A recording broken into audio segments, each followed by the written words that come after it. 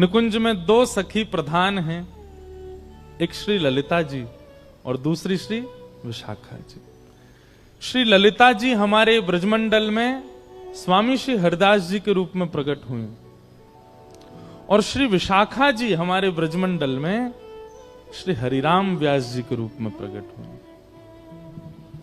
इन निकुंज की दो अली हैं, दो सखी हैं। वास्तव में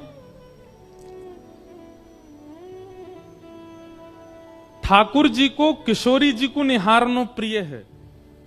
ठाकुर जी की नित्य उपासना क्या है? किशोरी जी को निहारना, बस। पर किशोरी जी की नित्य उपासना ठाकुर जी को निहारना नहीं। चाहती तो हैं, चाहती तो नित्य ठाकुर जी को निहारना है, पर ठाकुर जी इतने व्यस्त हैं कि किशोरी जी भी थोड़ा संकोच करती हैं। और दूसरी बात, दूसरा कारण हमारे ब्रज का आ जाता है कि किशोरी जी चाहती तो ठाकुर जी को निहारना है, लेकिन कहीं ठाकुर जी ज्यादा फूल नहीं जाएं, ज्यादा कहीं इतरान नहीं लग जाएं, इसलिए जानबूझ के निहारती नहीं है। ठाकुर जी हमारे कैसे, नेक अगर किशोरी जी बड़ाई कर दें तो ठाकुर जी फूले नहीं समा में। नेक अगर ज्यादा निहारन लग जाए तो ठाकुर जी स्वयं ही काजर लेके हमें अपनी बिंदी लगा ले, मुझे नजर लग जाएगी आपकी। तो ठाकुर जी का नित्य उपासना किशोरी जी के दर्शन है और किशोरी जी की नित्य उपासना ठाकुर जी के दर्शन है, पर नित्य निहारती नहीं। तब किशोरी जी क्या करती हैं? वे सन्मुख बैठा करके श्री ललिता जी को देखती हैं और विशाखा जी को देखती हैं। ललिता और विशाखा जो हैं, ये किशोरी और ठाकुर जी के ही रूप की परछाई से उनके सामने लीलाएं करती रहती हैं। जैसे जब जब श्याम सुंदर की याद आती है तब तब ललिता विशाखा लीला करती हैं और लीला करके किशोरी जी को दिखाती हैं। ललिता जी श्री किशोरी जी बनती हैं और विशाखा जी श्री श्याम सुंदर बनती हैं, और ये दोनों लीला करके दिखाती हैं। उसी से किशोरी जी का मन प्रसन्न होता है। तो ऐसा कह दें तो कोई अतिशयोक्ति नहीं कि ठाकुर जी की उपासना किशोरी जी का दर्शन और किशोरी जी की उपासना ललिता विशाखा का दर्शन। वो नित्य निहारती हैं दोनों को। कितनी बड़ी सौभाग्यवती हैं कि अपलक नेत्रों से किशोरी जी निहारती हैं उनको। ललिता जी का तो प्रादुर्भाव ही किशोरी जी के प्रतिबिंब से हुआ। ऐसी कथा आती है कि एक बार निकुंज में ठाकुर जी बोले, हे श्यामाजू चलो आपको श्रृंगार मैं करूंगा। और जब जब किशोरी जी को श्रृंगार ठाकुर जी ने किया है तब तब किशोरी जी को अपनो ही रूप भायो है। जैसे हर किसी को अपने आप को श्रृंगार के बाद देखने की इच्छा होती है, हम कैसे लग रहे हैं।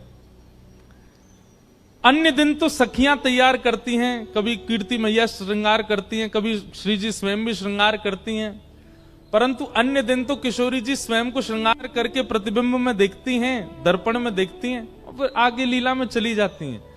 पर जिस दिन ठाकुर जी श्रृंगार करके जाते हैं किशोरी जी का, किशोरी जी प्रतिबिंब के सामने ही बैठी रहती हैं, स्वयं को ही निहारती हैं। आज ठाकुर जी ने किशोरी जी का श्रृंगार किया, पत्रावली पधराई, आंखन में काजर लगायो, सुंदर निज कर गूथ सुमन के गजरा, ये अपने ही हाथ पहरावत है।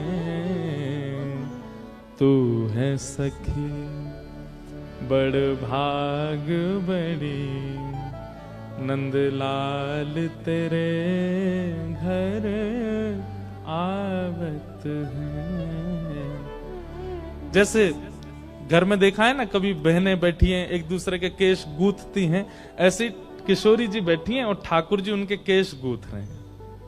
और किशोरी जी को आज इतना सुख मिल रहा है, इतना इतना आनंद है, पर प्रकट नहीं करती हैं।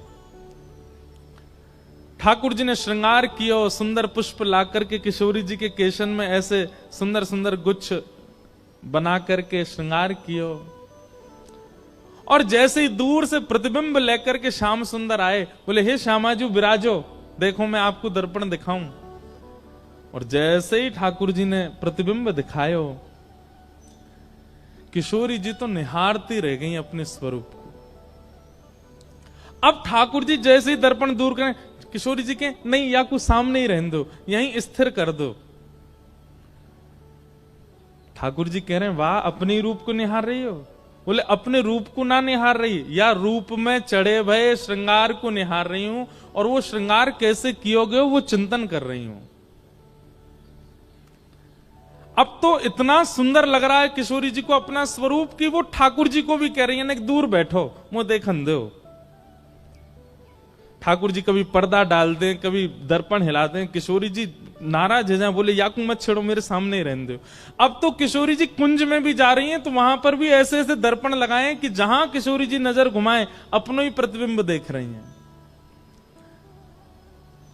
ठाकुर जी बोले इतनो प्रिय लगो आपको मेरे द्वारा किए गए श्रृंगार, क्यों ना या श्रृंगार के स्वरूप को स्तब्ध स्थिर कर दिया जाए। और तभी किशोरी जी अपनी स्वरूप को देख करके बोली, हे ललिते। और जैसे ही अपने स्वरूप को ललिते कहो है तो किशोरी जी को जो प्रतिबिंब है वो प्रतिबिंब ही श्री ललिता जी के रूप में प्रकट है गया। श्री ललिता अली, ललिता सखी आ गए। तो सोचो, जब जब किशोरी जी विरह में हो, वैसे तो विरह होवे ना आए, सखी है ना दें, लेकिन फिर भी जब भी कभी वियोग होवे, जब भी कभी याद आवे, श्री ललिता जी को देख लें किशोरी जी। ऐसी ये दो सखी हैं, ललिता और विशाखा। उनमें श्री विशाखा जी के जो अवतार हुए हमारी पृथ्वी पर, जिनका नाम है हरिराम व्यास।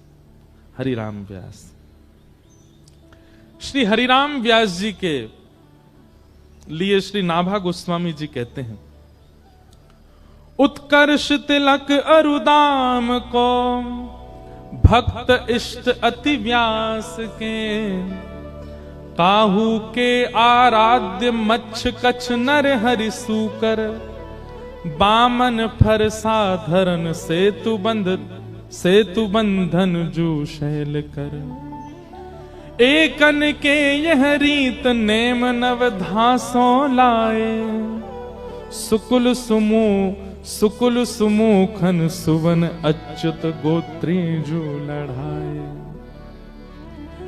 नौ गुण तोरी नूपुर्ग हो महत सभा मधिरास के, उत्कर्ष तिलक अरु भाल के, उत्कर्ष तिलक अरुदाम को भक्त इष्ट अति व्यास के।